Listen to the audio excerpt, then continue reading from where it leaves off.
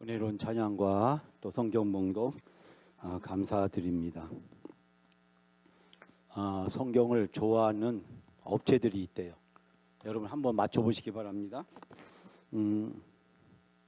유치원이 좋아하는 성경책은 무슨 성경책일까요? 아주 쉬운 거죠. 아가서죠, 아가서. 자, 그러면 시인협회가 좋아하는 성경은 어떤 성경일까요?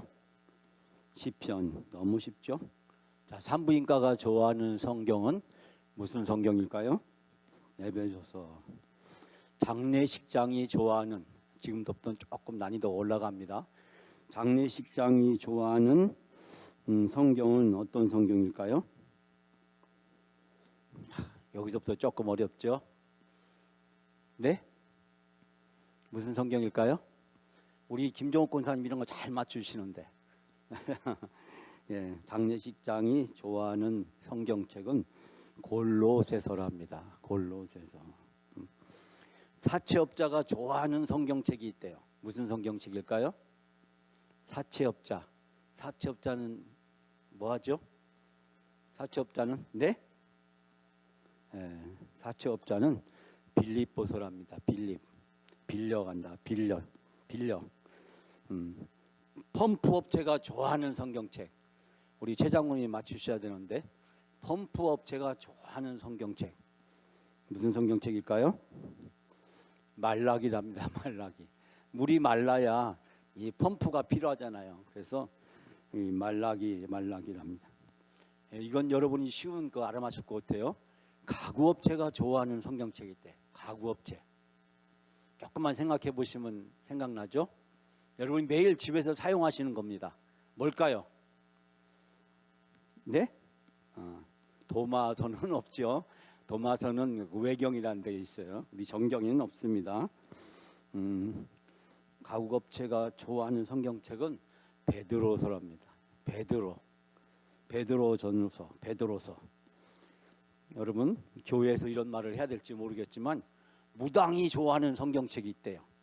무당이. 최근에 이거 영화가 나왔더라고요. 무당이 좋아하는 성경책 신명기랍니다. 무당은 신명이 나대잖아요. 신명기. 자, 그리고요 요식업체가 좋아하는 성경책이 있답니다. 백반집이 좋아하는 요식업체가 좋아하는 성경책 호박국이랍니다. 호박국. 왜 하박국을 호박국이라 하는지 모르겠어요. 자, 그 다음에 조폭이 좋아하는 성경책이 있답니다. 여러분 성경책에는 없을 거라고 생각했는데 막태복음이라고. 막패복음. 막팬다. 그래서 마태복음이랍니다. 순댓국집이 좋아하는 성경책이 있어요. 이건 생각나시죠? 순댓국 남자분들이 좋아하는 건데. 예? 우리 중리동 여기 지나가다 보면 유명한 집이 있는데. 예? 뭘까요? 창세기랍니다. 창세기. 예, 순댓국집 창세기. 해양관광업체가 좋아하는 성경책이 있대요. 해양관광업체. 구약에 있습니다. 예언서예요. 오바다랍니다. 오바다. 있죠? 성경책 기죠? 초밥집이 좋아하는 성경책이 있단 말이에요. 초밥집이 좋아하는 성경책 미가서랍니다. 미가. 이건 마지막 문제인데요. 김연아가 좋아하는 성경책이 있답니다. 김연아 쇼트트랙 김연아 뭘까요? 요나랍니다. 요나서. 누군가가 웃자고 만들어낸 그런 이야기인데요. 오늘도 우리가 이제 신명기 세 번째 시간을 같이 함께 나누려고 합니다. 자, 신명기 하면 여러분이 떠올라야 될 것이 제가 있다고 했죠. 두 번째 율법이다. 그래서 하나님이 첫 번째 율법은 시내산에서 하나님이 첫 번째 율법을 주셨잖아요. 그래서 애굽에서 나온 출애굽 1세대 바로의 노예였던 이 출애굽 1세대들이 하나님의 백성으로 살아가는 법을 가르쳐주기 위해서 이 모세가 시내산에서 호렙산에서 하나님의 말씀을 받게 되는 이야기. 그런데 우리가 성경이 있다 보니까 율법이 또 나오네요. 자, 두 번째 율법. 이 두 번째 율법은 이제 모세가 모압 평지에서 가나안 땅에 들어가기 전에 출애굽 2세대 1세대의 자녀들이죠. 이 출애굽 2세대인 광야 세대에게 주시는 율법의 말씀. 즉 너희가 가나안 땅에 들어가면 이렇게 살아라. 너희 부모들이 겪었던 실패를 너희들은 되풀이하지 말고, 그리고 너희가 가나안 땅에 들어가면 이렇게 살아라. 제가 여러분들에게 지난 2주에 걸쳐서 이 신명기 말씀을 함께 나누었습니다. 모세가 이 광야 세대들에게 가나안 땅에 들어가서 어떻게 살아야 되는지 가르쳐주는 설교가 신명기 말씀이다라고 이야기하고 있습니다. 그래서 이 신명기는 세 편의 설교로 되어 있다라는 얘기를 제가 말씀드리면서 2주 전에 제가 첫 번째 드렸던 말씀은 회고적 설교, 즉 지난 날을 돌이켜 보면서 애굽에서 이 가나안 광야를 거쳐서 모압 평지까지 어떻게 오게 되었나, 지난 날을 돌아보면서 하나님이 애굽에서 이 광야를 거쳐서 이제 가나안 땅 들어가기 직전에 모압 평지까지 하나님을 우리를 업어서 안으셔서 이곳까지 인도해 주셨다. 우리가 지난 날을 돌이켜 보니 우리의 힘으로 여기까지 온 것이 아니라 하나님이 우리를 안아서 하나님이 우리를 업어서 이곳까지 인도해 주셨다라는, 그리고 지난주에는 현재적 설교로서 이제 모세가 구체적으로 이 두 번째 율법을 바로 이 광야 세대 출애굽 2세대들에게 설명을 하기 시작합니다. 자, 신명기 5장부터 26장까지 나오는 말씀인데 바로 출애굽기 20장에 나오는 이 10계명과 율법의 말씀이 반복되어져서 여기서 소개를 하고 있습니다. 이때쯤 되면 거의 모압 평지에 와 보니까 이 부모 세대들은 다 세상을 떠나고 애굽도 알지 못하고 홍해도 알지 못하는, 그러나 광야 생활을 일부 경험했던 이 광야 세대 출애굽 2세대들에게 율법의 말씀을 자세히 설명해 주면서 이제 너희 부모는 이 율법의 말씀을 제대로 지키지 못했지만 그러나 너희가 저 가나안 땅에 들어가면 많은 유혹을 받게 될 텐데 그 유혹을 받게 될 때 바로 이 십계명과 율법의 말씀을 통해서 그 유혹을 이겨내고 너희가 하나님의 백성으로 살아라.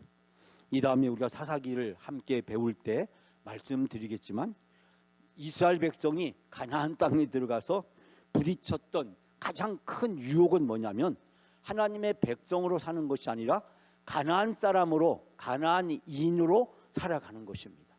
즉 가나안 사람들이 농사 짓는 걸 보니까 아차, 우리도 농사를 지려면 저렇게 바알신이나 아세라 신을 섬겨야 되는가 보다. 그래서 하나님을 섬기는 하나님의 백성이 아니라 가나안인이 돼가지고 가나안 사람들의 그 우상을 섬겨가면서 점차 이스라엘 백성이 하나님의 백성에서 가나안 사람으로 되어져 가고 가나안 사람으로 동화되어 가면서 가나안 사람이 섬기는 우상을 섬기게 됩니다. 이것은 모압 평지에서 모세가 그렇게 당부했던 두 번째 설교, 너희가 하나님의 백성으로 살고 절대 가나안 백성으로, 가나안 사람으로 살지 말라라고 가르쳐 주었는데 사사기 말씀을 보게 되면 땅에 눈이 멀고 돈에 눈이 멀고 먹고 사는 일에 눈이 멀어서 결국 하나님을 까마득하게 잃어버리는 이야기가 비극적으로 등장하는데, 사실 모세의 이 두 번째 율법의 이 말씀은 바로 이 가나안에 가서 어떻게 살아야 되는지 구체적으로 가르쳐 주기 위해서 주신 말씀입니다. 자, 그리고 우리가 오늘 함께 나누려고 하는 이 신명기 세 번째 설교, 그 세 번째 설교의 내용은 한마디로 축복과 저주에 대한 내용입니다. 신명기 27장, 우리가 신명기에서 가장 좋아하는 28장을 비롯해서 34장까지 모세의 마지막 설교가 이제 바로 이 광야 세대들에게 선포되어집니다. 모세는 유언을 하듯이 온 힘을 다 기울여서 이 광야 세대들에게 마지막 설교를 하게 됩니다. 자, 우리가 오늘 바로 이 모세의 세 번째 마지막 유언적 설교에 대해서 우리가 함께 나누려고 합니다. 여러분, 이 세 번째 설교의 주제는 한마디로 축복과 저주입니다. 다시 말씀드리자면 모세의 세 번에 걸친 설교 중에서 이제 그 설교의 결론이자 오경 전체를 요약하고 있습니다. 제가 몇 차례 걸쳐 말씀드렸듯이 히브리 성경에는 24권으로 히브리 성경은 되어져 있습니다. 예를 들면 사무엘상하, 열왕기상하, 역대기상하가 한 권으로 되어 있기 때문에 히브리 성경은 우리처럼 39권이 아니라 24권으로 되어 있는데, 랍비들에게 이 24권의 성경 중에서 우리가 한 권을 꼭 읽어야 된다면 읽어야 될 성경책이 바로 신명기다라고 이야기합니다. 이스라엘 백성들은 모세 오경을 성경 중에 성경이라고 이야기합니다. 그런데 바로 그 성경 중에 또 성경인 책, 그 5권 중에 또 한 권만 고른다면 바로 신명기 말씀을 고릅니다. 그런데 신명기 말씀은 바로 모세 오경의 요약이자 구약 성경의 결론이자 요약이라고 이야기할 정도로 이 신명기의 말씀은 바로 이스라엘 백성들에게 가장 중요한 말씀이 담겨져 있는 것을 발견하게 됩니다. 자, 신명기 말씀은 여러분이 잘 알고 있다시피 인과응보의 신학을 통해서 이 축복과 저주를 선포합니다. 그리고 이 모압 평지, 지금 모압에 있잖아요. 이 모압 평지에서 이제 이스라엘 백성과 언약을 맺으면서 시내산 호렙산에서 맺었던 그 언약을 다시 약속을 하게 됩니다. 이것이 어려운 말로 호렙산 언약의 갱신이라고 이야기하는데, 애굽에서 나와서 모세가 첫 번째 시내산에 가서 율법을 받아오고 두 번째 호렙산에 올라가서 또 율법을 받아오게 되는데, 이때 이스라엘과 하나님과 사이에 맺어진 언약, 나는 너희의 하나님이 되고 너희는 내 백성이 되고, 언약의 내용은 그렇게 어려운 내용은 아닙니다. 이스라엘 백성이 하나님을 믿으면 이제 이스라엘 백성은 하나님의 백성이 되고 하나님은 이스라엘의 하나님이 된다. 그래서 이스라엘 백성이 애굽의 노예에서 하나님의 백성으로, 그리고 하나님의 선택받은 선민으로 제사장 나라로 새로운 신분을 가지게 되었다. 이 시내산 언약이 얼마나 소중한 것입니까? 바로의 노예에서 하나님의 백성이 되는 상상할 수 없는 신분의 변화가 생겼는데, 이 모세의 세 편의 설교, 그 중에서 마지막 세 번째 설교에서 모세가 이스라엘 백성들에게 강조한 것은 바로 그 약속을 우리가 평생 지켜야 복을 받는다라고 하는 것입니다. 즉 하나님의 약속, 그것을 지키면 우리가 복을 받고, 하나님과 그 약속을 불순종하게 되면 우리가 저주를 받게 된다. 그래서 이 마지막 세 번째 설교의 가장 중요한 특징은 축복과 바로 저주의 원리를 우리들에게 설명해 주고 있습니다. 즉 가나안의 삶을 위한 의식을 하고 마지막 율법을 선포하게 됩니다. 오늘 제가 이제 4가지를 여러분에게 말씀드리게 될 텐데, 바로 이 마지막 세 번째 설교에서 모세가 이야기하고자 했던 그 메시지는 무엇일까요? 우리가 같이 성경 말씀을 통해서 찾아보려고 합니다. 자, 모세가 이 세 번째 설교는 지금 4가지로 되어 있는데요. 그 중에 첫 번째는 바로 언약을 준비시킵니다. 신명기 27장에 나오는 내용인데요. 자, 여러분 글자가 좀 작지만 우리 같이 함께 봉독할까요? 모세와 이스라엘 장로들이 백성에게 명령하여 이르되 내가 오늘 너희에게 명령하는 이 명령을 너희는 다 지킬지니라. 모세와 레위 제사장들이 온 이스라엘에게 말하여 이르되 이스라엘아 잠잠하여 들으라. 오늘 내가 내 하나님 여호와의 백성이 되었으니. 아멘. 다시 기억을 환기시키는 거죠. 호렙산에서 맺었던 그 시내산의 언약을 이스라엘 백성에게 다시 환기시키면서 이 하나님이 모세를 통해서 주시는 그 명령을 너희가 지키라. 그리고 하나님의 말씀을 들으라. 그리고 내가 이제 하나님의 백성이 되었다라고 이야기하면서 10절 마지막에 다 같이 봉독합니다.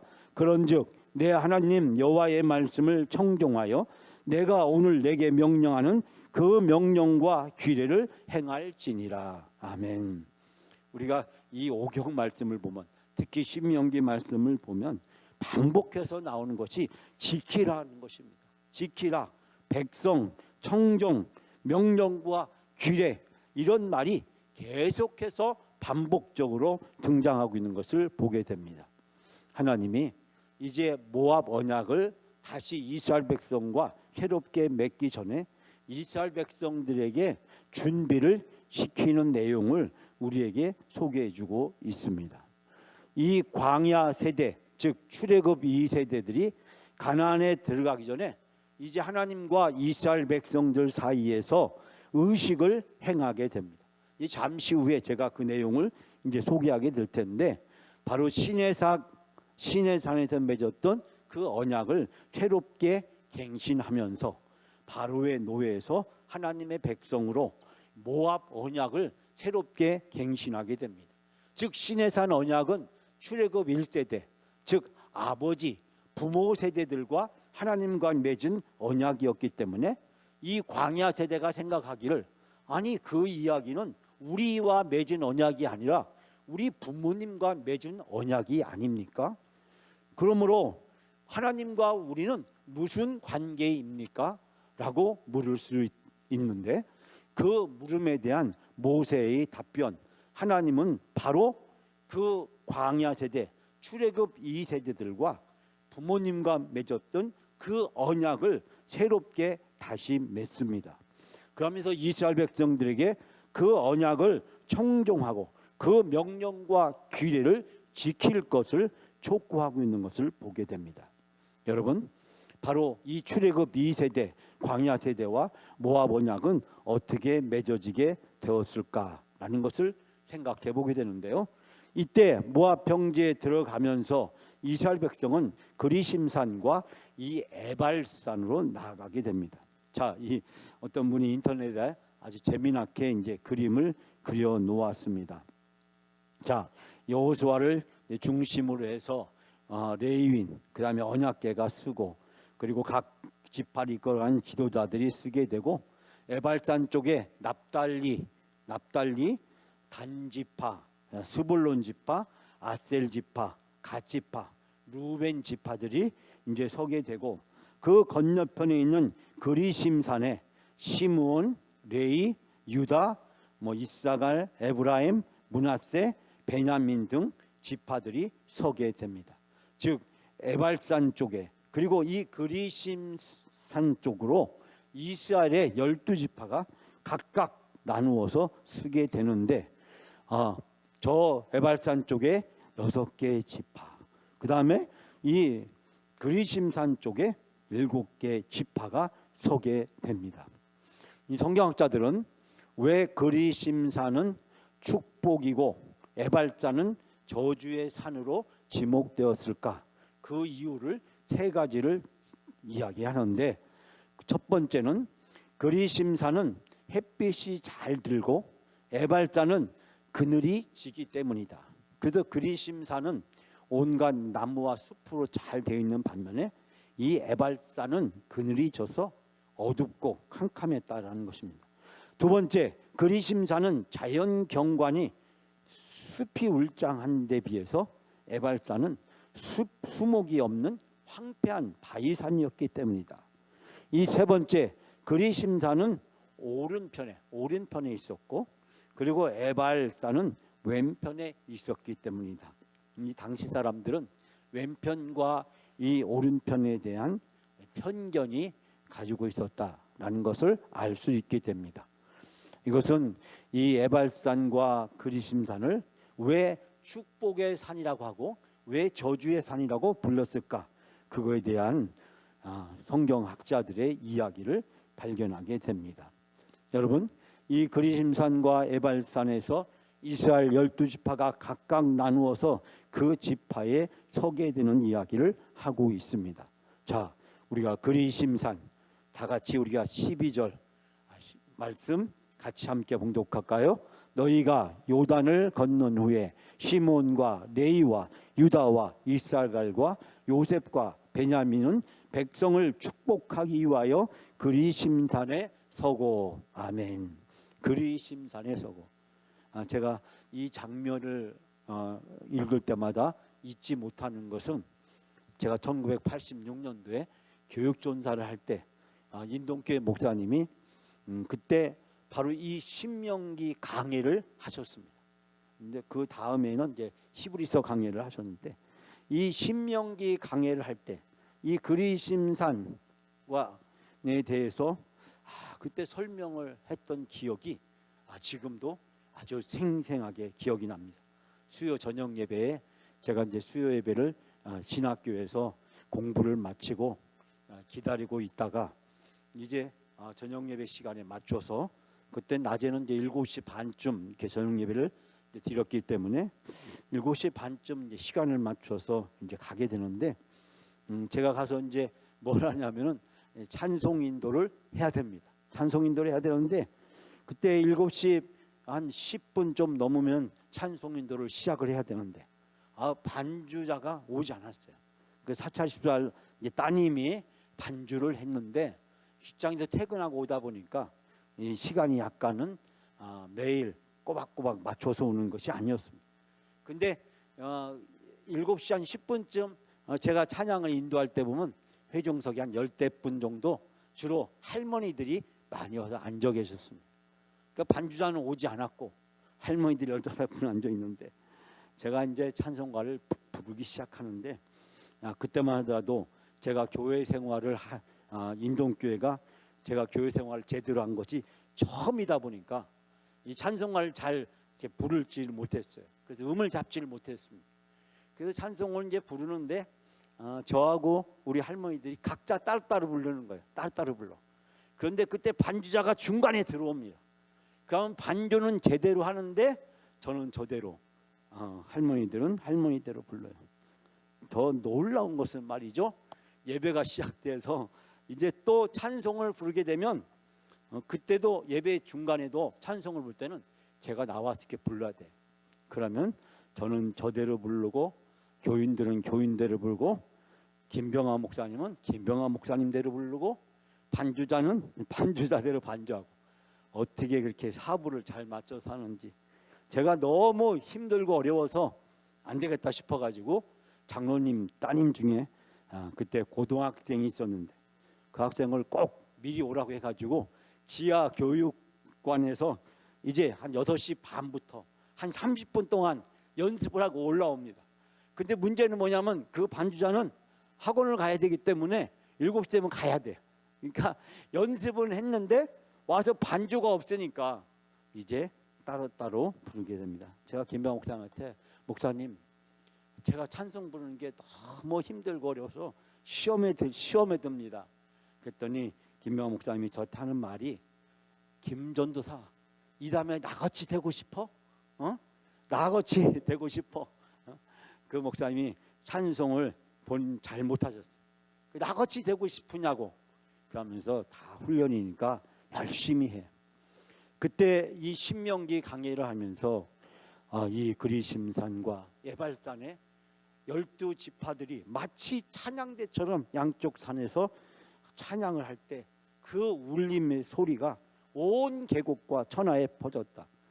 그 장면을 아주 감격적이고 드라마틱하게 설교를 하셨던 기억이 잃어버리지 않습니다. 단 2가지 설교를 제가 대제사장이신 히브리서 강해와 그 말씀을 기억합니다. 여러분, 바로 이스라엘 지파들이 축복하기 위해서 그리심산에 섰다. 그리고 바로 이 에발산에도 나머지 지파들이 섰다. 그리심산에는 축복하기 위해서, 에발산은 저주하기 위해서 각각 그곳에 섰다라고 이야기를 하고 있습니다. 자, 화면이 좀 왔다 갔다 해서 죄송한데요. 이 축복의 산과 저주의 산을 각각 오른쪽 6지파들로 나누어서 한 것은 율법에 순종하는 자들과 율법에 순종하지 않는 자들은 저주를 받게 될 것을 상징한 것으로 이해할 수 있습니다. 그 지파들이 각각 축복과 저주의 대상이 아니라 가나안에 들어가서 앞으로 말씀대로 살게 되면 축복을 받게 되고, 말씀대로 살지 않고 불순종하게 되면 저주를 받게 될 것이라는 것을 예시하고 있다라고 하는 사실입니다. 그래서 무엇보다도 이 6개 각각 지파들이 나누어서 찬양을 하게 되었는데, 놀라운 것은요, 한편 6지파들에게는 축복을, 그리고 나머지 6지파들은 축복하지 않았는데 그 내용이 상당히 이루어졌다라는 사실을 발견하게 됩니다. 여러분, 자, 두 번째, 그러면 이 신명기 28장이 주는 말씀은 무엇일까요? 바로 신명기 28장, 즉 27장에서 이제 이스라엘 백성을 준비를 시키고 28장에 와서 모압 언약의 가장 중요한 말씀을 이제 모세가 시작을 합니다. 자, 우리 같이 신명기 28장 2절과 6절 말씀 먼저 같이 한번 읽어볼까요? 내가 내 하나님 여호와의 말씀을 청종하면 이 모든 복이 내게 임하여 내게 이르리니 내가 들어와도 복을 받고 나가도 복을 받을 것이니라. 아멘. 이제 신명기 28장에 와서 에발산과 그리심산에서 언약을 체결할 준비를 끝내고 언약의 가장 핵심적이고 중요한 말씀들을 이제 모세는 선포하기 시작하는데, 이 말씀의 내용은 여러분이 너무나도 잘 알고 있다시피 청종하면 복을, 그래서 들어오면 복을 받고 나가도 복을 받을 것이다 라는 말씀을 하고 있습니다. 자, 그리고 나서 이어서 모세는 말씀합니다. 자, 다 같이 아래에 있는 부분 같이 함께 봉독할까요? 내가 만일 내 하나님 여호와의 말씀을 순종하지 아니하여 내가 오늘 내게 명령하는 그 모든 명령과 규례를 지켜 행하지 아니하면 이 모든 저주가 내게 임하며 내게 이를 것이니 내가 들어와도 저주를 받고 나가도 저주를 받으리라. 아멘. 자, 신명기 28장 앞부분에서는 모세가 청종하면 복을 받는다, 들어와도 복을 받고 나가도 복을 받는다. 이제 신명기 18장 하반부에 가서 모세는 이야기하기를 이제 말씀에 순종하지 아니하고 명령과 규례를 지켜 행하지 아니하면 저주가 너희에게 임할 것인데 너희가 들어와도 저주를 받고 나가도 저주를 받게 될 것이다 라고 말씀하고 있습니다. 그래서 신명기 28장은 바로 축복과 저주를 우리에게 선포하고 축복을 받는 길과 저주를 받게 되는 경우를 우리들에게 각각 소개하고 있습니다. 그래서 이 신명기 28장을 두 부분으로 나누면 바로 1절부터 19절까지 말씀은 순종의 복을 선포하고 20절부터 68절까지는 불순종의 저주에 대해서 선포하고 있습니다. 많은 분들이 이야기하기를 왜 축복은 짧게 얘기하고 저주는 길게 얘기했을까? 그런 질문을 던집니다. 아버지가 자식을 혼내킬 때 좋은 말은 짧게 하고 그리고 혼내키는 말은, 책망하는 말은 길게 합니다. 그 이유는 무엇일까요? 자식이 잘못 되어서는 안 된다고 하는 아버지의 마음이 여기에 듬뿍 숨겨져 있는 것입니다. 그렇기 때문에 자식을 위해서 무엇을 하라는 얘기보다 자식을 염려하고 걱정해서 이런 것들은 내가 하면 안 된다라고 하는 아버지의 조바심, 그 아버지의 자식을 향한 애절한 마음이 듬뿍 담겨져 있다 보니 불순종의 저주, 바로 이스라엘 백성이 불순종해서 저주에 빠지기를 원치 않는 이 아버지의 마음이 듬뿍 담겨져 있는 것을 발견하게 됩니다. 모세의 이러한 극단적이고 단호한 태도는요, 바로 출애굽 세대의 비극적인 결과에 대해서 모세가 너무 가슴 아프게 생각했기 때문입니다.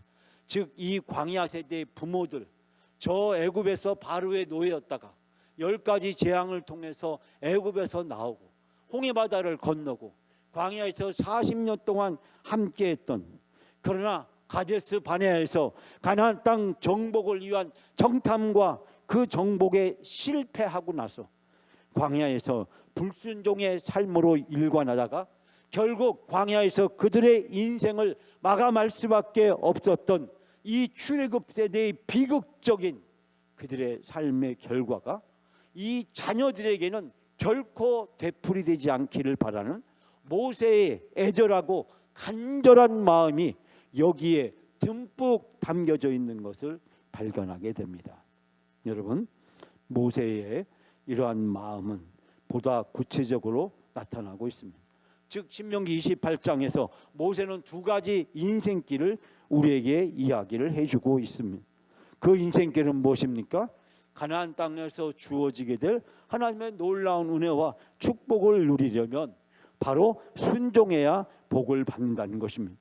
하나님은 이스라엘 백성을 위해서 가나안 땅을 준비하셨고, 그 가나안 땅에서 세상의 무엇과도 비교할 수 없는 풍성한 삶을 살아갈 수 있도록 예비해 놓으셨습니다. 애굽에서 바로의 노예가 아니라 광야에서 모래와 돌밖에 없는 이 척박한 땅이 아니라 이제 젖과거리는 그 풍요로운 땅에서 살아갈 수 있도록 하나님은 모세를 통해서 이스라엘 백성에게 축복의 길을 제시합니다.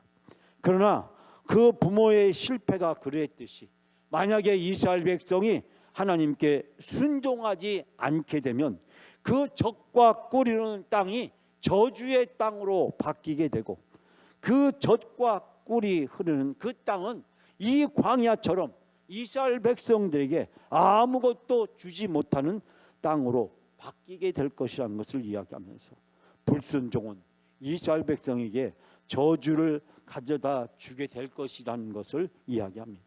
순종하면 젖과 끓이는 땅에 축복이 차고 넘치지만 불순종하게 되면 바로 이 광야처럼, 그리고 애굽에서 채찍질을 당하여 생명을 유지하기도 힘들었던 그 고통의 시절로 다시 되돌아가게 될 것임을 바로 모세를 통해서 준엄하게 경고하고 있는 것입니다. 이 두 가지 인생길 중에서 너희가 어떤 길을 선택하겠느냐, 이스라엘 백성들에게 요구하고 있는 것입니다. 사랑하는 여러분, 신명기 28장을 보게 되면 바로 6가지 축복에 대해서, 그리고 6가지 저주의 결과에 대해서 이야기를 하고 있습니다. 여러분에게 자세히 하나하나씩 설명할 수 있는 시간이 없지만 그 내용은 여러분이 너무 잘 알고 있기 때문에 제가 말씀을 드립니다. 첫 번째는 너희는 성읍에서 복을 받게 될 것이다. 그런데 그 반대로 너희가 성읍에서 저주를 받게 될 것이다. 두 번째는 너희가 들에서도 복을 받게 될 것이다. 그러나 너희가 불순종하게 되면 너희가 들에서도 저주를 받게 될 것이다. 세 번째로 너희 태와 땅과 들짐승이 복을 받게 될 것이다. 그러나 너희가 불순종하게 되면 너희의 태와 땅과 들짐승이 저주를 받게 될 것이다.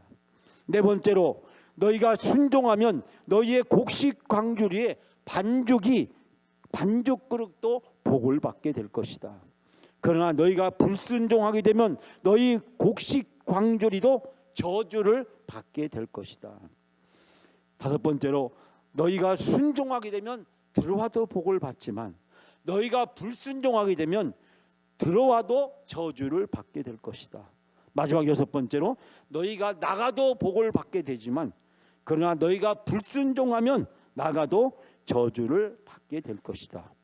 여러분, 6가지 축복과 그리고 이 6가지 저주에 대해서 바로 신명기 28장은 비교하면서 이스라엘 백성들에게 이 두 길 중에 어느 길을 선택할 것인가 그 결단을 촉구하고 있는 것을 발견하게 됩니다. 사랑하는 여러분, 바로 여기에서 우리는 중요한 사실을 발견하게 됩니다. 모든 바로 28장 이하에 등장하는 이 신명기의 말씀을 통해서 바로 2가지 선택을 요구한다라고 말씀드렸습니다. 즉 1절부터 14절 말씀을 통해서 순종을 통해서 하나님의 복을 받는 삶을 선택할 것인가, 15절부터 63절까지 말씀을 통해서 불순종을 통해서 저주를 자초하게 될 것인가, 바로 이 2가지를 천명하고 있는 것을 보게 됩니다.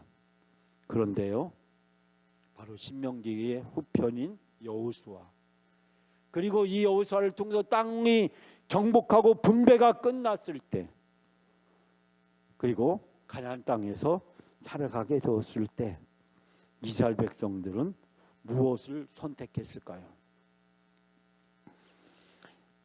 사사 400년 동안 이스라엘 백성이 선택한 것은요, 바로 순종하면 복을 받는 길이 아니라 불순종하면 저주를 받는다는, 바로 불순종의 길을 그들이 선택했다라는 사실을 발견하게 됩니다.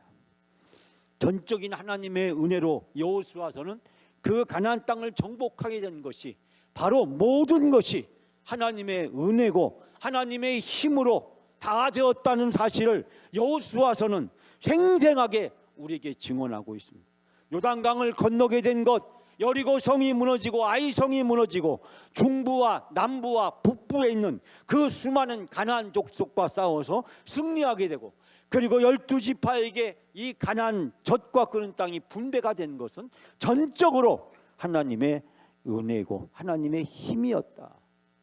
우리가 여호수아서 말씀을 지난 몇 달 동안 나누면서 우리는 바로 그 생생한 현장들을 직접 목격할 수 있게 되었습니다.